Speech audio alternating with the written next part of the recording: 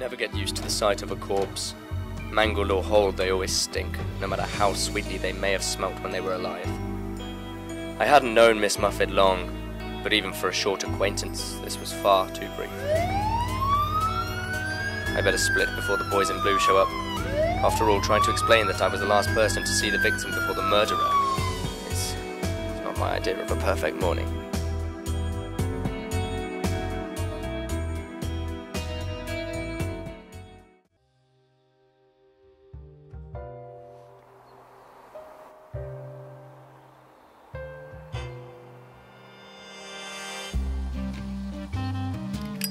Curds and whey was another one of those ridiculous slang terms for certain narcotics. Recently a new product had shown up in town and had been taking the junkies by storm. We all knew it was trouble, but the police couldn't do jack shit because nobody knew the dealer. Well, looks like I found her. Are you Mr. Ranger? Well, my friends call me Lee, but I guess we're not here to exchange pleasantries. No, I guess not.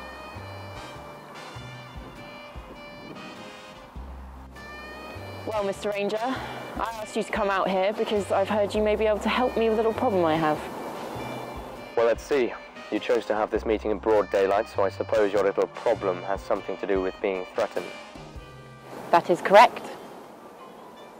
Tell me, Mr. Ranger, what do you know about curds and whey? Well, I suppose you're not talking about cottage cheese. Probably wouldn't give people the same kick. Well, then I'm sure that you're aware that the dealings of such are not strictly legal. Why else would you hire a private investigator? Precisely. Anyway, the curds business has suffered a slight mishap lately. A competitor has shown up and began taking over certain territories. The blame, according to my manufacturer, falls on me. And I suppose the punishment of this is a little more severe than a slapped wrist. Quite. And you want me to dig something up on your manufacturer that doesn't compromise your own freedom? Exactly. Preferably before I fall prey to some accident. Fine. You managed to contact me, so I'll presume there's no problems with payment. Up front, of course. It was transferred this morning. Then I suppose we have a deal. It's cases like these that make me thankful that I operate outside of the law. All that paperwork, all the warrants, it makes it difficult to knuckle down on the scum of the city, the ones who are really in the know on these things. Usually, my search always ends up leading me to Malone, some back alley rat who talks too much when shown enough money or beaten enough.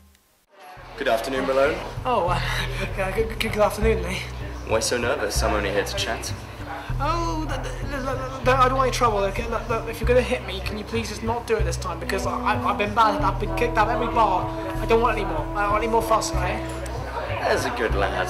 Well, good to see you've sorted out your priorities since last time we met. Right then, we'll get down to business. What can you tell me about Miss Muffet and her curds and whey?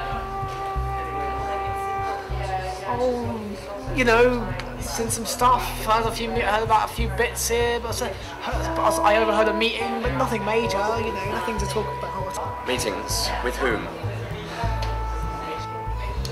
Okay, look, you did not get this from me, okay? You did not get this from me.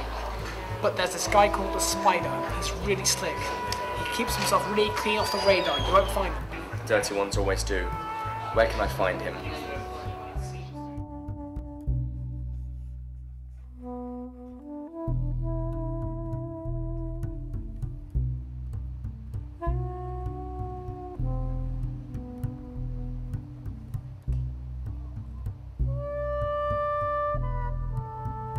You must be Spider.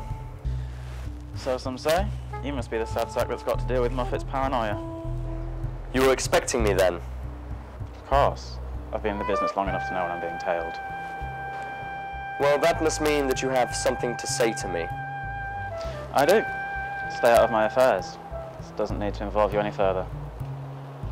Are you threatening me, Spider? I wouldn't dream of it. It's just a friendly warning. You won't frighten me away. I'll be watching you. So be it. Give little Miss Muffet my regards.